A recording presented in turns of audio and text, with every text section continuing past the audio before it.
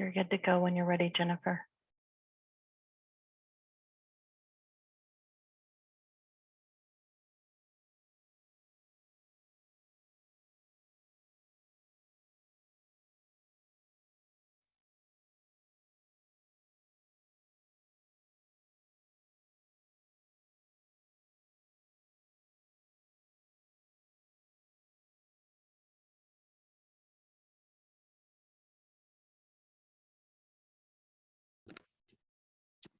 Thank you. I was just getting ready to send a message.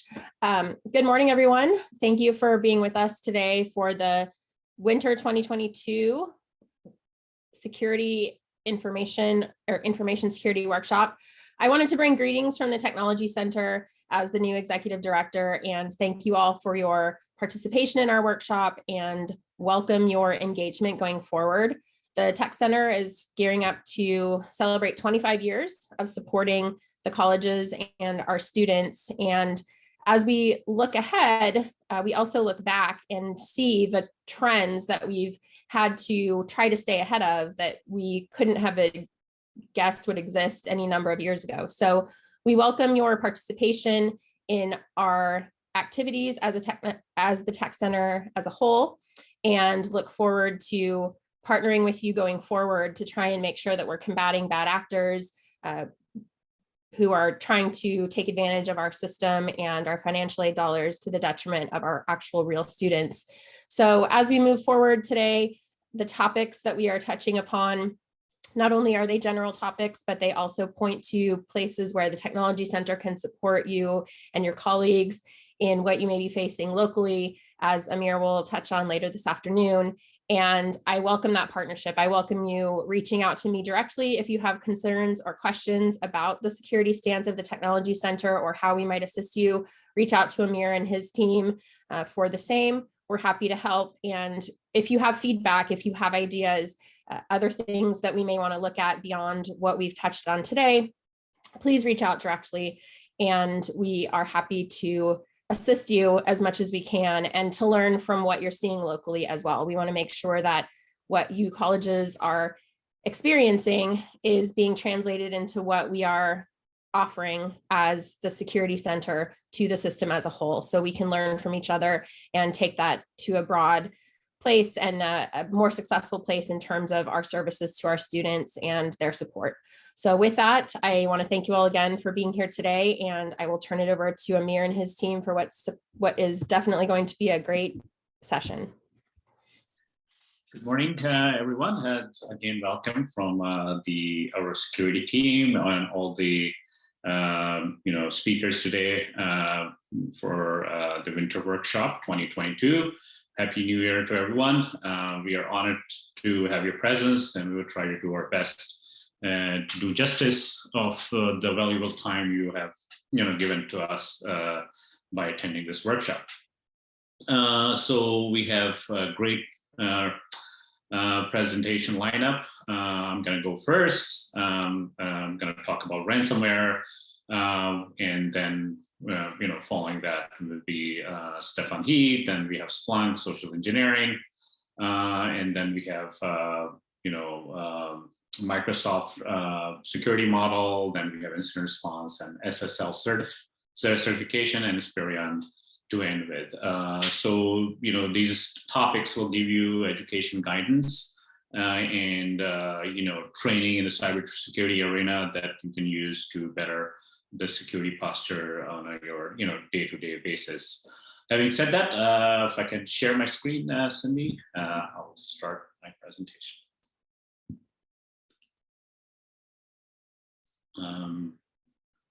See.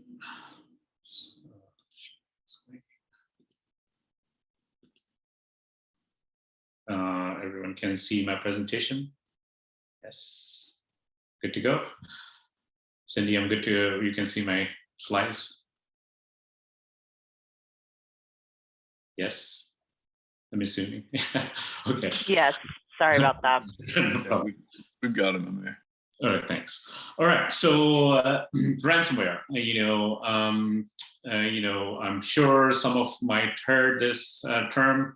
What this means, synonymous to or similar to, somebody gets kidnapped and somebody asks for certain money to release that person or something valuable in nature. So in technology, we have ransomware. So we are currently living in pandemic, as you know, and we are impacted, in a various ways. Either you're in a healthcare industry or education or banking, you've experienced a ransomware, in a different or cyber pandemic in a different fashion. So, this talk focuses on what this is and, how can you defend against, and by improving your security posture, by, minimizing, the risk, caused by cyber attacks, leakages, breaches, and, things like ransomware. All right. So what did we encounter in 2021 and 22 until last 2 years or so? We have seen a great increase in the internet usage, because people are working from home, and as remote workforce gets enhanced and grows, and that the cyber attacks against the government organization and infrastructure has increased as well. More and more data is collected every day, and policies to protect data is more urgent than ever at this point. So in order to defend against cyber attacks, we need to build a culture of awareness and a strong culture of cyber hygiene in every organization that we're part of. Oops, let's see. Okay. So outlook, you see there is increased risk of cyber attacks, across the organization, as I mentioned, it impacts us in various ways. So what is ransomware? What is my topic about?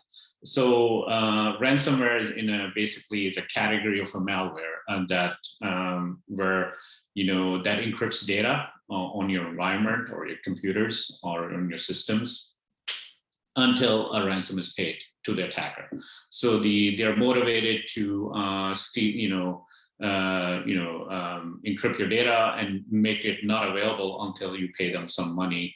Usually generally these bad actors will give you a decryption files to the victims in form of bitcoins, if there are so kind to do so. Most of the time, sometimes they don't even give you decryption keys, because you never know how these people are going to respond. So you never want to be in such a position where you're faced with ransomware and you have to deal with this awful experience. So in terms of ransomware attack recently by industry, you can see the government organization being heavily targeted, followed by education, obviously the healthcare industry, where in education we have PII, some other sensitive data. Healthcare, we have the medical records. Probably heard that hospitals and surgery rooms are being attacked, making data unavailable is when you're about to perform a surgery. So that can cause a severe risk in terms of life and death experience. So it's pretty severe and very, very serious. So what is the financial impact of this? So in the average cost of a ransomware payment in 2021 was $170,000. And compared to $100,000 in 2019. And there's every 10-20 seconds, there's a cyber attack happening, and the damages are increasing as we speak, by minute. So it's important to understand what a ransomware is and how do they target organizations. So you can understand, and and take individually, everybody takes some sort of role, in preventing ransomware attack. So it's it's a group effort, this is a community effort towards defending against these type of attacks. So often, this type of ransomware attacks originates from phishing emails, either containing malicious attachments, or hyperlink, being redirected to the end user to a malicious site. Where the malware installed on and to the computers, the victim's computer without their knowledge. This could be done through manual propagation and automated propagation. So phishing emails intended for ransomware attack usually contain attachments such as the Microsoft document with malicious macros. When the user opens these files, the macros gets enabled, and the macros that runs a script with downloading malware executable files. Then they install these victims files into computer and scan, and they look for certain files and then eventually encrypt the data, sensitive data in the machine. So ransomware installed, and through malware from malicious, through the malicious websites are referred to as drive-by malware. And the malware, the infected websites are known as water holding. So these are designed to attract as much as traffic as possible. Obviously, they're highly motivated. On a lower level, as I mentioned, it's done through manual propagation and automated propagation. So manual propagation basically means a bad actor would have access to environment with administrative level privilege access, and once this is achieved, they will perform the following: they will run the encryptor scripts on your system, and secondly, these are commonly deployed using Windows batch file or Microsoft group policies, GPOs, or vulnerable software on victim systems. So they look for different things. So in the automated certification is, automated propagation is a certification of Windows, token extraction from, file system as RAM. So, as you can see here, I put together a flow which basically highlights, various stages, involved in it.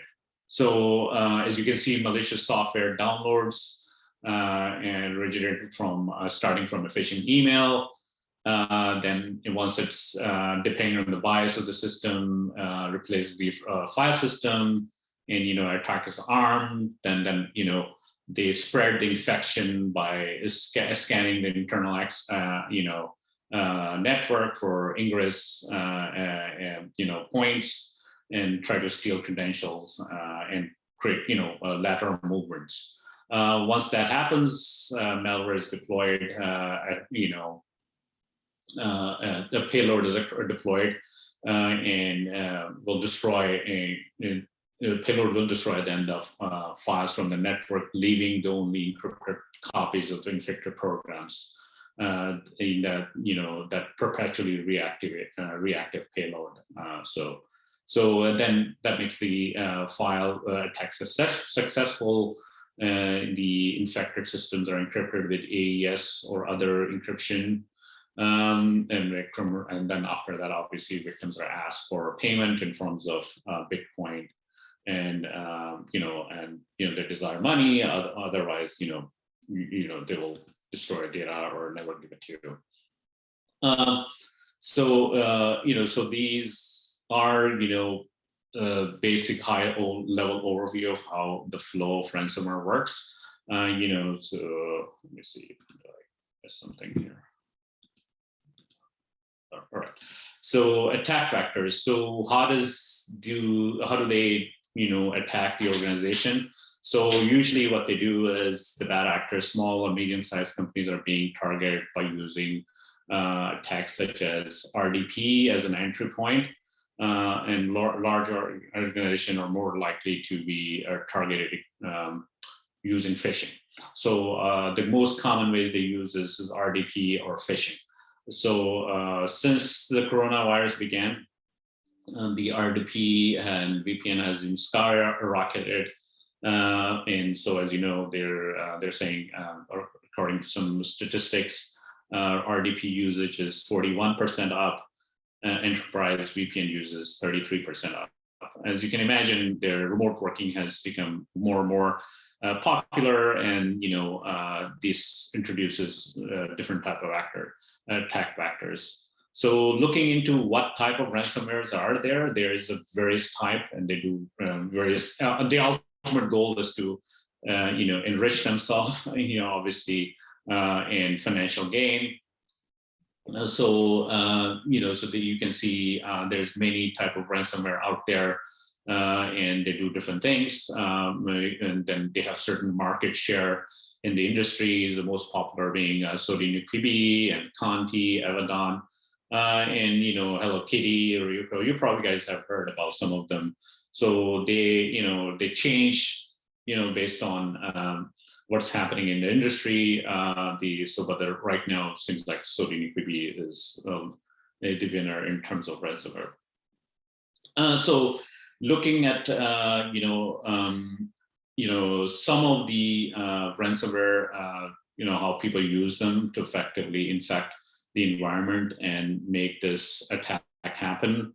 So I just want to talk about Log4j because this last few weeks has been, this is a severe vulnerability, 10 out of 10, that came out recently, and there were some ransomware related to Log4j. So this vulnerability basically focuses on remote code execution affecting Apache Log4j library version 2.0, and various version existing in the Java naming and a directory interface takes to which takes to resolve variables. So in this vulnerability, an attacker can exploit by simply submitting specialized, specially crafted requests to vulnerable system, which causes the system to execute the certain arbitrary code, and the request allows the adversary to take full control of the system.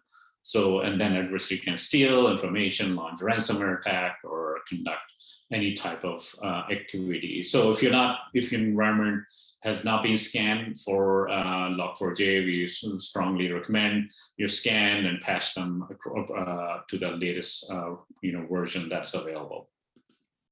So there is news about Log4j vulnerability used by Conti ransomware targeting VMware servers and in encrypting instances. So as you can see, this is actively happening as we speak. So other examples of ransomwares are Sodinokibi. So basically, Sodinokibi was authored by Grant Hub ransomware, which retired in 2019. So how does it happen? Basically, it's uses phishing email or website containing a link to zip file, the file containing malicious Java code, then so this is basically very commonly used using from what I understand is web server. I know many colleges run a banner or SIS system, which could be impacted by this. Which where this is a deserialization attack, where Java code is sent over the networks and gets to the serial and bit stream, and where you can allow extra commands basically. In this, as I could say, they do arbitrary code, they can install programs, and they can view, change, and delete new accounts associated with those with full rights to so there was an initial Oracle vulnerability, as you can see here, was exploited a while back, and where there was some elevated privilege via Windows. ALPC was also utilized. So sign of compromise. How do you know? This is is in your environment? You will see have a ransomware note on your desktop, depending, and I will show you shortly how it looks like. The desktop wallpaper will change to blue background, and the target files, as you can see, many different types: JPEG, BMP, and stuff like that. So ransomware notes, how does it look like? It looks like this.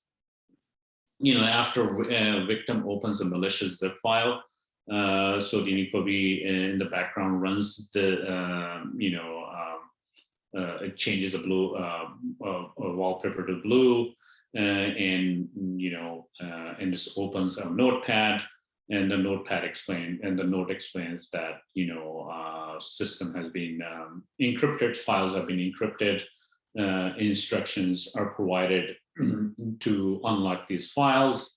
These involves going to a specified website, and where you can copy the keys to decrypt your data. And so what do the encrypted files look like? They look like this. Some are a little bit different. They are vary depending on what type of ransomware you're being hit. This is the payment page example. So the victim is provided, as I said, with a link, with the note. Once you visit this page, you will have to enter a generic key in the note to access the paywall. Once the required steps are performed, to make the payment, encryption keys will be available to the victim if they are so nice, if the bad actors decide to be so kind with you guys, or anybody who's been hit by ransomware. So this is basically an example of how it looks like. Also, to be aware, this ransomware is offered as ransomware as a service. So so basically, what happens is a marketplace, you can say, where these bad guys.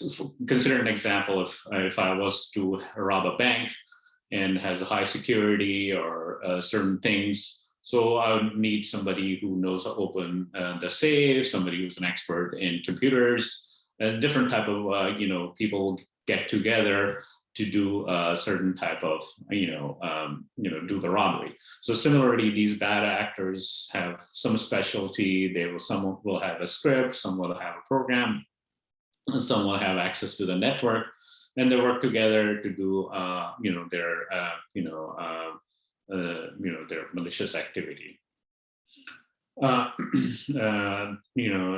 Dharma, this is another type of ransomware, again, another example, which basically focuses on leak or weak AD credentials, open RDP, or phishing emails, and signs of compromise if you in your environment could be these file extension mentioned here, .monroe, .btc, stuff like that. There are some known hashes for this. If you see these are hashes, you know that you've been hit by this. And similarly, there will be a README text, how to decrypt your data, you know, restore your files, decryption, encryption, and file encrypted. These type of you know, documents will be available. So looking at the data, so as you can see, the RDP compromises are on the rise. You know, email phishing, software vulnerability, as you can see, they're going more and more. Doppelganger is also another form of you know, ransomware, where you know you can download once temporary files are found in a cryptocurrency website. You can use as an entry point, and again, they will provide you some sort of a node, and there's known paths and hashes, and nodes are all similar.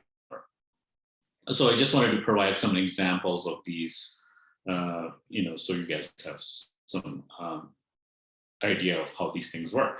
Okay, so what is, you know, what? So I talked about the attack factors. What is RDP and why is this? And why is this important? Excuse me.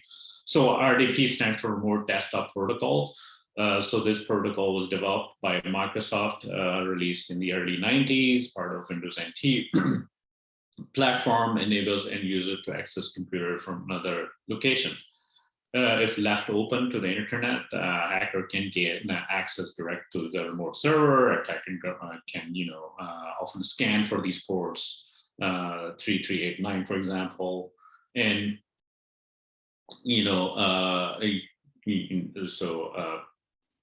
take advantage of that. So how do the attack reach the organization through RDP? So the attacker will just simply run a scan, as I mentioned, or Shodan for port, looking for port 3389, then brute force through RDP credentials. So basically, you know, and then use the leak credentials. And these credentials can also be purchased on websites, by the way. So they can also use a phishing to gain inside access to the organization. Once the attacker once in, the attacker can brute force for internal RDP access to the compromised devices. So once they have a you know, main door open, they will go into internal rooms to you know, go through. It's similar to like a thief. If you have a weak door in the front door, or you know, you don't have some fencing available, somebody can easily enter your home and your premise, and they will go through different rooms, you know, to steal your valuable. So what happens once you know, the attacker? Excuse me a moment. Gains after they gain access to RDP, you know. So what they, you know, as I mentioned, they will use Mimikatz to harvest tools, you know, username and passwords, and they're, you know, they will harvest them and they'll try to utilize them. With an administrator account, the threat actor will elevate their privileges to within the domain. Once within the network, attacker will attempt to map out the topography. So once they have the username and password, you know, that makes their life much easier. So the attack vectors, managed service providers, you know, organizations should consider security practices and a reputation of third-party managed service provider. You know, threat actors often target MSPs with the objective of accessing client networks to propagate ransomware. Attackers may create spoof email accounts or use you know, compromised account belonging to MSP in order to publish accounts. So we see this all the time. You know, that you know the attackers do these type of things. So what are the best practices for RDP, if you may ask, from these type of ransomware attacks? So in a nutshell, you can do many things. The simplest things one can do is to enforce a strong Windows AD password and administrative policy. So this basically, this will make cracking obtained hashes of password very, very difficult.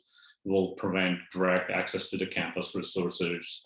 Should an attacker gain access to your network, sort of very difficult. Domain accounts, admin accounts should be restricted and should only be used to administer, lower level systems. Password theft. Once hashes are obtained, a password cracking tool is used to check, pre-compiled theft or list of passwords against available hashes of account. So these tools are readily available in the open source, or anybody can obtain these. They have dictionary tools, word attack tools, which basically use pre-compiled list of words, phrases, and common unique strings to attempt to match a password. So if your password is weak, they'll figure this out very quickly. Brute force attack basically means you're attempting every possible combination of a given character set, usually to a certain length. So there is another, technique that actors use. Rule attack generates permutation against a given word list by modifying and trimming, extending or expanding, combining or skipping words. So that's another popular way of doing this. So to simplify, so password length. So if your password length is very small, that will take like between 4 to 6. It will take them less than a second to crack that password. If your password is 8 character, or so is 1.5 minutes, and if it's 9 characters, about 4.5 minutes. If it's 10 characters, it'll be 19 hours.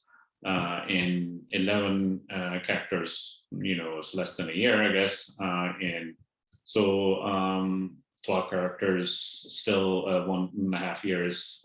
So I would say 14 characters is where you should be. One should be, it's 1,000 years to crack that. So hopefully we won't be around until then. So that may become irrelevant. So Windows group policies is another way you can minimize risk. The group policy can be used to create security policy across network. If you have, strong passwords, complex password length, account blockout policies and stuff like that. If you guys need any assistance from us, we can sit with you, have a session with you and go through various policies. Best practices are in place. Restrict RDP access through campus networks only. So access to campus services such as Windows machine should only be done within the campus network, and outside access should only be allowed via VPN connection to your campus, and also ensure that you monitor the use of RDP system. So also, as I mentioned, 2-factor authentication to access campus services. This should be configured when using VPN access. And gateways can be configured to integrate with campus, such as Duo or whatever you may have in place for 2-factor. Only provide Windows RDP access to user who requires it. So all the AD Windows AD administrator can log in via by default. Default settings should be changed. Remote access for the admin should be limited only to those who require it. Strictly required. If remote access is not necessary for administrator, then consider removing all the administrator level access through RDP and restricted to user accounts only. If a system administrator requires RDP access, please only allow through VPN or 2-factor as discussed previously. The other thing one can do is enable network level authentication. which requires end user to authenticate themselves before establishing a session with the server hosting RDP services. If RDP is required, then it should be, this should be enabled. Preventing phishing. This is very, very important. Staff should be trained on a regular basis to identify phishing emails and avoid downloading attachments, hyperlinks, and those type of untrustworthy sites and scenes. The rule is to always keep in mind that, what is this email relates to my work? This is important. And be wary of the emails which, implies urgency regarding password or account information, as, change password immediately. Your mailbox is out of space. There was a problem with your credit card, and we have migrated to a new environment or something like this. So, these are like typical ways, how phishing emails are sent out. Cyber hygiene tips for preventing ransomware attacks. As I mentioned, there's many. You can prevent phishing. Disable macros in Microsoft Office document, and enforce strong password policy with 2FA. We have VPN for login, consistently monitor your network traffic, monitor your Windows event, backup, often patch your systems, often, so, you can do a whole bunch of things and implement RDP best practices, as I mentioned. So, see how much time do I have? Okay, so let's see where I'm at. Okay, something I'm good. So as I mentioned, be careful at the sites you visit. If, for example, if there is no lock on certain sites, that lock indicates that there's an SSL cert. This verify that traffic is encrypted via HTTPS or TLS. And be very, very cautious about that. Disable Office macros. These are command that help automate tasks in Microsoft Office, Word, Excel, and stuff like that. And these can be abused to perform exploits on the systems. Unless really required, you be very careful in using these and disable them as required. Same concept and two-factor, as I mentioned, strong password policy containing making it difficult to password cracking to be difficult.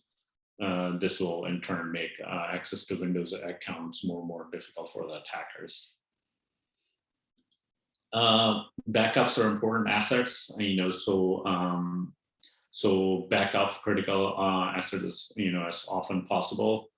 It should be performed on a regular basis. It is recommended to keep the copy of the backups in the cloud.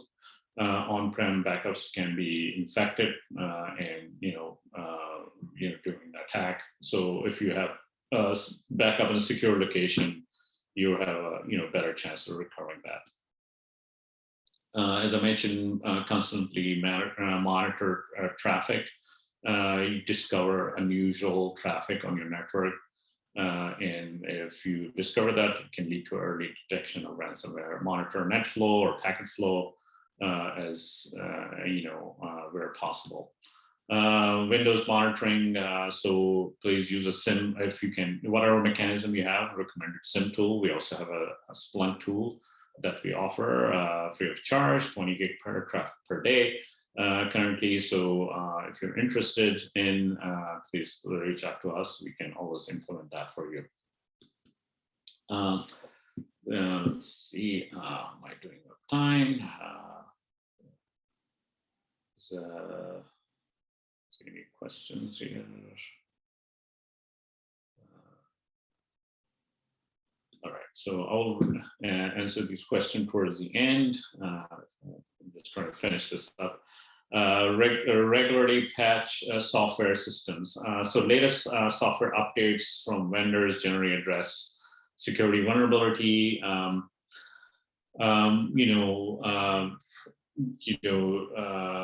Vulnerability scans over your network to detect these vulnerabilities and found out what hosts are, infected and needs to be patched. Again, we have another service called Tenable that you can use, to identify vulnerability over the networks. So if you're not onboarded on this, please do so. These scanners are capable of determining, just as I mentioned, the Log4j vulnerability. Tenable has the, once you use that scanner, you can find out where Tenable Log4j vulnerability would exist. Develop comprehensive network diagrams. So it's important that you have a detailed diagram of your environment. So because this enables respondent to understand where the efforts should be focused, and if you don't have that, you might be in a serious trouble, because it's important to understand what your network environment looks like. Other thing you can do is to restrict PowerShell usage. Is a tool that for attacking, performing a Windows 80 administrative administration, restrict the use of PowerShell. On Windows system. We have group policy, and it should only be available to system admins. And enable transcription module and script block logging. So those are things you can do. Network segmentation, it's important that you physically and logically segment, help separate business IT resources within your organization. This can help you contain impacts of intrusion affecting your organization, and limit lateral movement on the part of malicious actors. So it's in general good practice. Analyze anomalies over your network, and determine what is malicious, what is legitimate, so you have a better understanding of what goes on your environment on a day-to-day basis. Secure domain controllers. Make sure domain controllers are patched. Recommend to have latest versions of domain controllers, and ensure that unnecessary software are not installed. They can be, vulnerable and be used for arbitrary code execution. Domain group policies recommended. Kerberos default protocols recommended for authentication. If Kerberos is not used, enable NTLM auditing. Basically, which to ensure that only NTLM version 2 responses are being sent across the network. If possible, use LM and NTLM responses. It's very, very important to do those things. What to do if you're infected? Although it is usual to shut down your infected asset, the best action is to keep it turned off and isolate from your environment, from your network. This is to dump, RAM memory for analysis. There may be a chance for reaching the cryptographic keys in the RAM memory.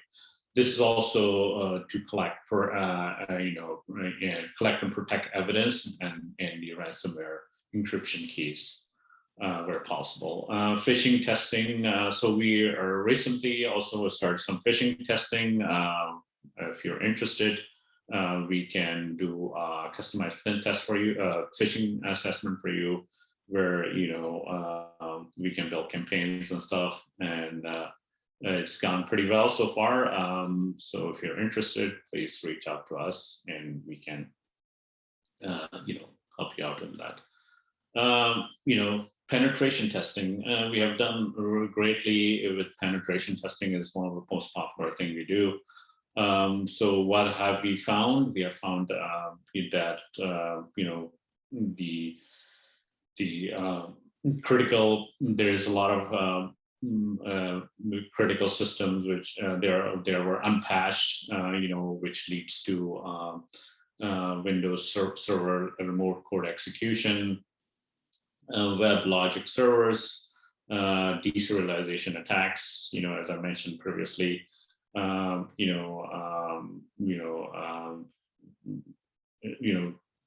there's a lot of outbound proxy misconfiguration lets you WPAT weak configuration to steal credentials, LLMR being enabled, so lets you collect and network hashes, many things, and an attack situation where an attacker can who successfully exploited these, they can run arbitrary code execution, as I mentioned. What are other stuff we have found is the Windows domains, weak passwords, domain admin, too many domain admins, into higher risk system used inappropriately, and those things of those nature. So these are not a complex thing to resolve, but it's basic thing in the day-to-day life of system administration that should be considered. How is that helpful? Penetration, as I mentioned, helps us in can reduce successful phishing attack, find vulnerabilities, misconfiguration on your network, and reduce access or damage from ransomware attacks. Tenable service that we offer can help you reduce vulnerability in your environment and take action appropriately. And logging and monitoring Windows system in critical intrusion detection, and can be also be done through logging monitoring services. We also have other services that are available. We put the link for that down in the chat shortly. So we are also doing the pen test remotely. That makes us more effective, and we've done great work in that area. As I mentioned, we enhanced our phishing infrastructure, so this is something very useful if you guys want to do an effective phishing campaign to defend against phishing attacks. Security lab, we recently add to if you guys want to train against the best techniques and best practices available, to be resilient against ransomware attack. And this, this lab, intends to demonstrate techniques that criminals use to attack your environment, and you can use this to strengthen or learn about, defending your environment better. This is all I had for today, because I was told that I have to give 5 minutes for our captioning team to give them a break. So we have our next topic coming up at 9:55, anti-fraud measures. I will try to go back to the chat and see if there are some questions, and I'll respond them accordingly. Thank you very much.